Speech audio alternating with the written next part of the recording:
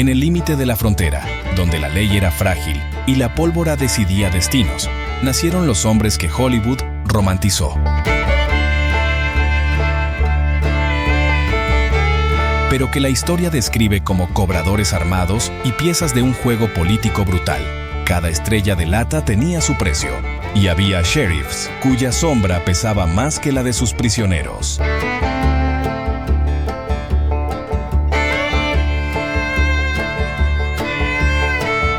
Quédate con nosotros y ve lo que realmente sostuvo a aquellas ciudades más allá de los mitos.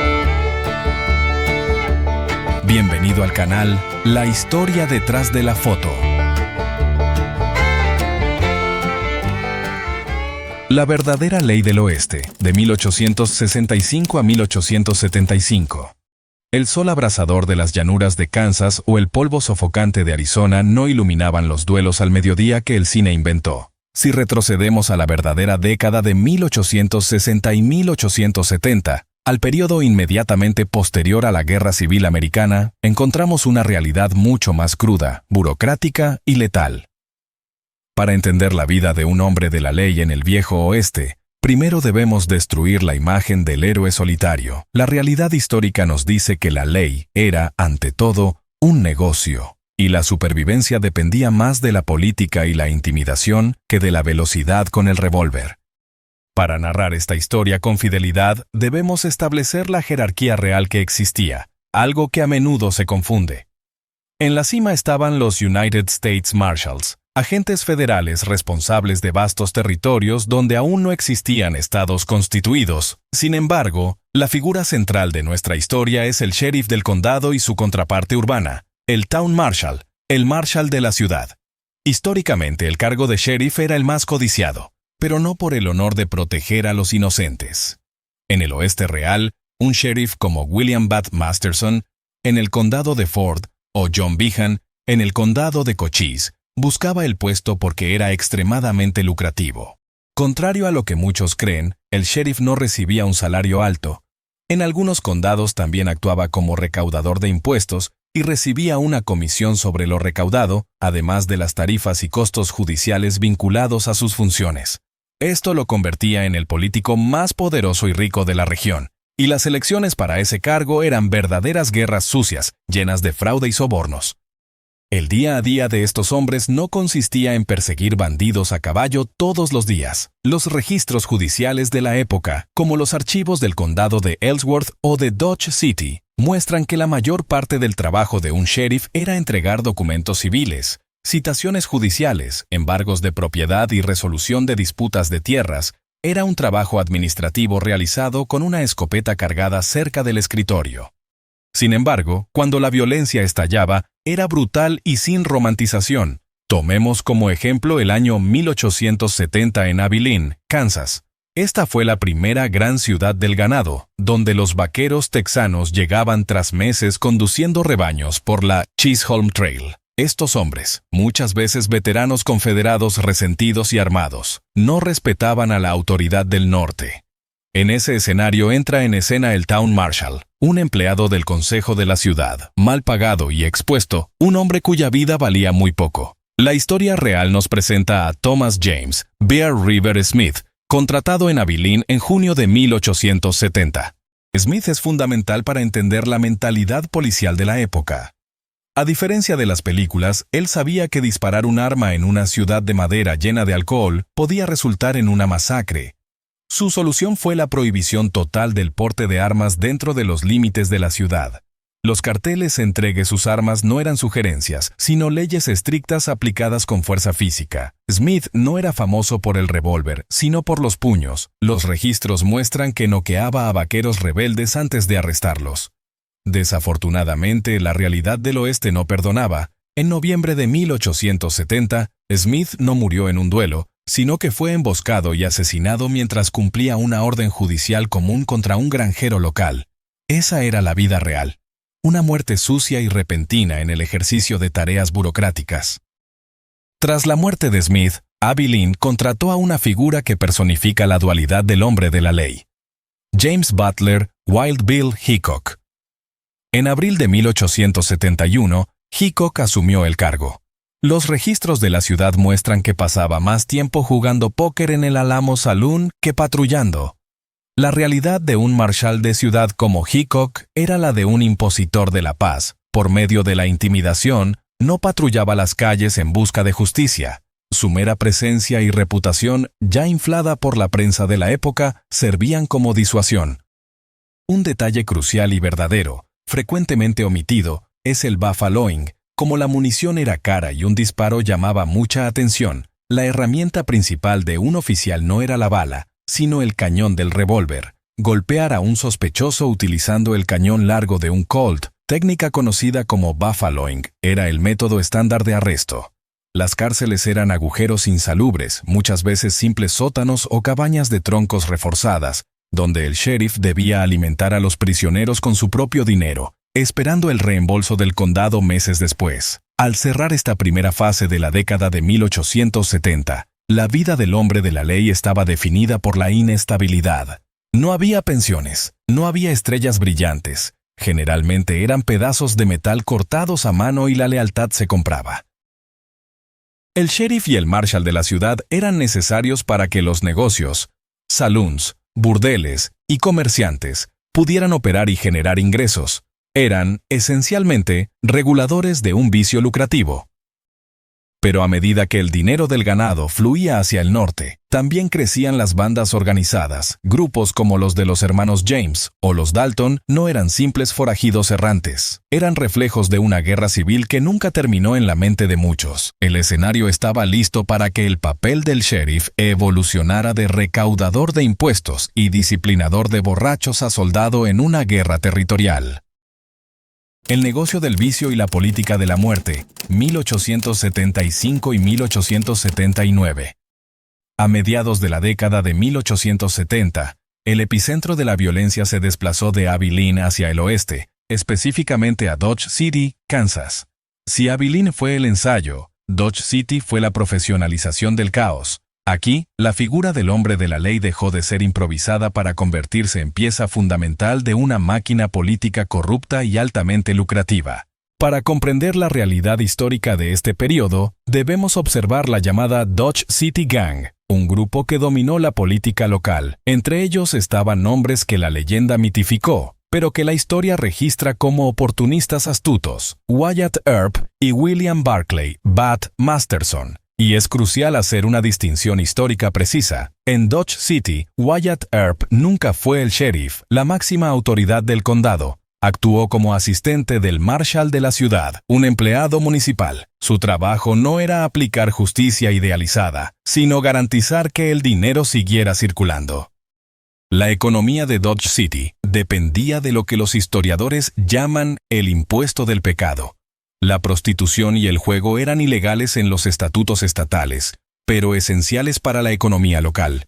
El trabajo real de Earp y sus colegas consistía en realizar redadas mensuales orquestadas en burdeles y casas de juego. No para cerrarlas, sino para cobrar multas fijas. Estas multas pagaban los salarios de la policía y financiaban el gobierno de la ciudad. El hombre de la ley era, en realidad, un cobrador de licencias informales para el crimen. Sin embargo, la violencia era real y frecuentemente sucia. El cine nos muestra duelos a distancia en calles vacías. La historia nos muestra la muerte de Ed Masterson, hermano de Bat y marshal de la ciudad, el 9 de abril de 1878. Ed era conocido por ser más diplomático que su hermano, prefiriendo desarmar vaqueros, conversando en lugar de usar fuerza contundente. Esa suavidad le costó la vida. En la noche de su muerte, Ed intentó desarmar a un vaquero borracho llamado Jack Wagner en un salón. No hubo duelo al sol. Wagner sacó una pistola a corta distancia y alcanzó a Ed tan cerca que el disparo llegó a quemar su ropa. Bat Masterson, que estaba cerca, reaccionó de inmediato, disparando contra Wagner y su cómplice. Este incidente marcó un cambio en la mentalidad policial de la época.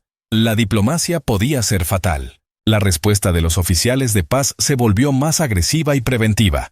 Dispara primero y pregunta después no era un lema heroico, era una táctica de supervivencia profesional. Mientras en Kansas la ley se corporativizaba, en el territorio de Nuevo México la figura del sheriff se degradaba hasta convertirse en la práctica, en un agente armado de intereses privados. Esto es evidente en la Guerra del Condado de Lincoln, 1878. Aquí, el sheriff William Brady no era un servidor público neutral. Documentos históricos muestran que Brady era un peón de la casa, el monopolio mercantil de James Dolan y Lawrence Murphy, que controlaba la economía local mediante precios inflados y contratos gubernamentales manipulados. Cuando el joven ranchero inglés John Tunstall intentó romper ese monopolio, el sheriff Brady utilizó su autoridad para ordenar el decomiso del ganado de Tunstall bajo pretextos dudosos, liderando una pose que incluía a criminales conocidos. Esto culminó en la muerte de Tunstall en febrero de 1878. Ese evento destruyó cualquier ilusión de que la estrella representaba justicia. Los empleados de Tunstall, entre ellos un joven llamado William Bonney, más tarde conocido como Billy the Kid, comenzaron a verse como los verdaderos defensores de la ley, autodenominándose los Regulators. La historia alcanzó un punto crítico el 1 de abril de 1878, cuando Billy the Kid y sus compañeros emboscaron al sheriff Brady en la calle principal de Lincoln y le dispararon. El asesinato de un sheriff en ejercicio debería haber horrorizado a la nación, pero en el contexto de 1878 fue visto por muchos habitantes como un acto de guerra política, no un crimen común. La lección histórica del final de la década de 1870 fue clara. La estrella de un sheriff no confería autoridad moral, solo lo marcaba como combatiente en una guerra comercial.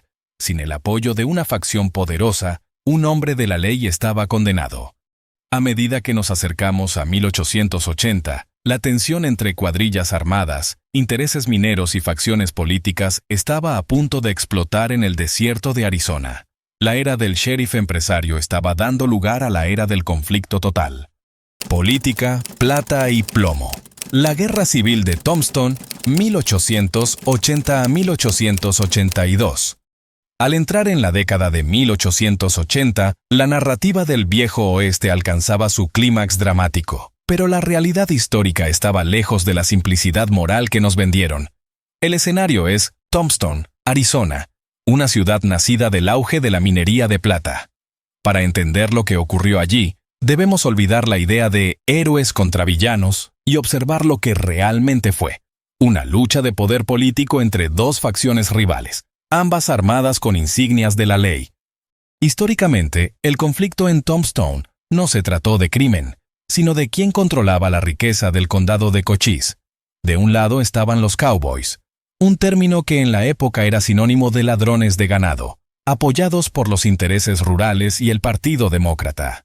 Su hombre fuerte era el sheriff del condado, John Behan. Del otro lado estaban los intereses mineros del norte, los empresarios urbanos y el Partido Republicano, representados por los hermanos Earp, Virgil, Wyatt y Morgan. El cine a menudo retrata a John Behan como un villano cobarde, pero la realidad es más compleja. Behan era el sheriff legítimo del recién creado condado de Cochise. ¿Por qué ese cargo era tan importante? Nuevamente, el dinero. El sheriff del condado no solo aplicaba la ley, también era el recaudador de impuestos y evaluador fiscal. Se estima que el sheriff de Cochise podía ganar legalmente más de $40,000 al año, una fortuna millonaria en valores actuales, quedándose con un porcentaje de lo recaudado. Wyatt Earp no llegó a Tombstone para ser un héroe. Los registros históricos muestran claramente que él quería el cargo de John Behan. Wyatt compitió contra Behan por la posición de sheriff, y gran parte de la animosidad entre ellos surgió de promesas políticas rotas y acuerdos fallidos entre bastidores. La tensión explotó el 26 de octubre de 1881, en lo que erróneamente llamamos tiroteo en el OK Corral.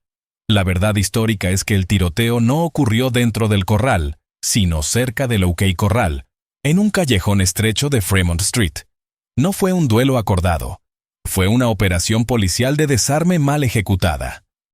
Virgil Earp, quien ocupaba el cargo de Marshal de la ciudad y también el de Deputy United States Marshal, junto con sus hermanos y el dentista Doc Holliday, fueron a desarmar a los Cowboys, los Clanton y los McLaury, basándose en una ordenanza municipal que prohibía portar armas dentro de los límites urbanos. El sheriff John Behan intentó detener a los Earp antes de que llegaran al callejón, diciéndoles que ya había desarmado a los Cowboys. lo cual era una mentira o un exagerado intento de calmar la situación. Cuando los grupos se encontraron, la distancia era de menos de 2 metros. No hubo discursos heroicos. Según los testimonios más confiables, Virgil gritó: «Levanten las manos, quiero sus armas». En menos de 30 segundos, se dispararon 30 tiros. 3 cowboys murieron. Lo que las películas omiten es lo que ocurrió inmediatamente después. El sheriff Behan intentó arrestar a Wyatt Earp por asesinato en ese mismo instante. Los meses siguientes revelaron la absoluta fragilidad de la justicia en la frontera. Hubo una audiencia judicial en la cual los Earp fueron exonerados, pero la opinión pública quedó dividida. Para los rancheros y habitantes rurales, los Earp eran asesinos con insignias que habían matado a ciudadanos que alegaban estar tratando de rendirse. Esa división llevó a una espiral de venganza que destruye el mito de los hombres de la ley intocables. En diciembre de 1881, Virgil Earp fue emboscado de noche mientras cruzaba la calle. Disparos de escopeta causaron daños severos en su brazo, comprometiendo su movilidad por el resto de su vida. En marzo de 1882, Morgan Earp fue asesinado por un disparo a través de una ventana mientras jugaba billar. La ley había fallado por completo. Aquí comienza la cabalgada de la venganza de Wyatt Earp. Este es un punto crucial en la historia del hombre de la ley. Wyatt, nombrado Deputy United States Marshal para asumir las funciones federales de Virgil, ya no buscaba arrestar sospechosos. Formó una cuadrilla federal e inició una campaña de ejecución extrajudicial. Mató a Frank Stilwell en la estación de tren de Tucson, y luego persiguió y eliminó a otros sospechosos en el desierto. El sheriff Behan, cumpliendo con su deber legal, formó su propia cuadrilla para cazar a Wyatt Earp por el asesinato de Stilwell. Piénsalo. El sheriff del condado persiguiendo a un United States Marshal por asesinato era el caos total. La estructura legal se había desmoronado bajo el peso de la política y la venganza personal. Wyatt Earp huyó de Arizona como un fugitivo de la ley del condado, no como un héroe triunfante. Para 1882, la era de Tombstone mostró que, en el viejo oeste, la ley era muchas veces solo el nombre dado a la violencia cometida por el bando vencedor. Pero el mundo estaba cambiando. El telégrafo, el ferrocarril y la presión del gobierno federal estaban a punto de cerrar la frontera para siempre.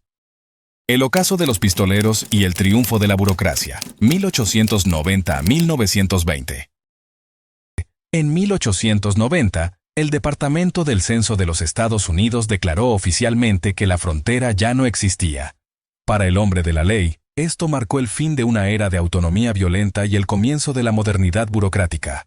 La realidad histórica de esta transición es fascinante porque nos muestra lo que ocurrió con los héroes cuando la violencia dejó de ser una habilidad comercializable. Tomemos nuevamente a Bud Masterson. El temido pistolero y antiguo sheriff del condado de Ford, en Kansas, no murió en un duelo. Se mudó a la ciudad de Nueva York, donde la ley ya estaba bien establecida. Allí se convirtió en periodista deportivo y columnista del Morning Telegraph. El hombre que ayudó a pacificar Dodge City con una escopeta terminó sus días en 1921 escribiendo sobre boxeo, muriendo de un ataque cardíaco sobre su escritorio. Su vida encarna perfectamente la transición. La pluma se volvió literalmente más poderosa y lucrativa que la espada. ¿Y Wyatt Earp? La historia real de sus últimos años es quizá la más reveladora. Después de su sangrienta venganza en Arizona, Earp no se convirtió en un estadista respetado. Vagó por el oeste como jugador profesional, dueño de salón y especulador minero. En sus últimos años, vivió en Los Ángeles, intentando vender su historia a la naciente industria de Hollywood. Murió en 1929, no como un héroe nacional, sino como un anciano con problemas de próstata y una reputación cuestionable. Solo después de su muerte, con la publicación de biografías altamente ficticias, el mito eclipsó al hombre real. Sin embargo, antes de que el oeste fuese totalmente civilizado, hubo un último espasmo de violencia que expuso la verdadera naturaleza de la ley: la Guerra del Condado de Johnson, 1892, en Wyoming. Aquí, la figura del sheriff se volvió impotente frente al poder corporativo. Los grandes varones del ganado, organizados en la Wyoming Stock Growers Association, Contrataron un ejército privado de 50 pistoleros texanos para invadir el condado y ejecutar una lista de supuestos ladrones de ganado, pequeños granjeros que se habían atrevido a desafiar su hegemonía. Entre los líderes de los contratados estaba Frank Canton, antiguo sheriff y ahora jefe operativo de los hombres al servicio de los varones del ganado, símbolo de la corrupción sistémica que permeaba el territorio. Pero la resistencia fue liderada por el verdadero sheriff del condado, William Red Angus, quien reunió una patrulla de ciudadanos para sitiar a los invasores. Fue una guerra abierta. Al final, no fue un duelo entre sheriffs lo que resolvió el conflicto, sino la intervención de la Sexta Caballería de los Estados Unidos, enviada por el presidente Benjamin Harrison. Este acontecimiento mostró que el tiempo de los sheriffs locales resolviendo disputas a tiros había terminado. El gobierno federal y el ejército ahora poseían el monopolio de la fuerza. Con la llegada del siglo XX, la tecnología transformó el trabajo. El caballo fue reemplazado por el automóvil, el revólver de acción simple por la pistola semiautomática y el telégrafo por el teléfono. La figura del sheriff volvió a su origen histórico, un administrador, un político y un burócrata responsable de cárceles y tribunales, no un justiciero solitario. La verdad histórica es que la paz en el oeste no se alcanzó mediante duelos rápidos al mediodía. Se logró gracias a la brutalidad policial, a la aplicación implacable de impuestos, a la llegada de familias e iglesias y, sobre todo, al interés comercial en convertir las ciudades en lugares seguros para invertir. El sheriff del viejo oeste fue una herramienta necesaria, un mal menor que, al cumplir su labor, paradójicamente creó un mundo en el cual él mismo ya no era necesario. Su legado real no está en las películas, sino en los cimientos de las ciudades que ayudó a construir con sangre y burocracia. Esta es la verdadera historia de la Estrella de Lata.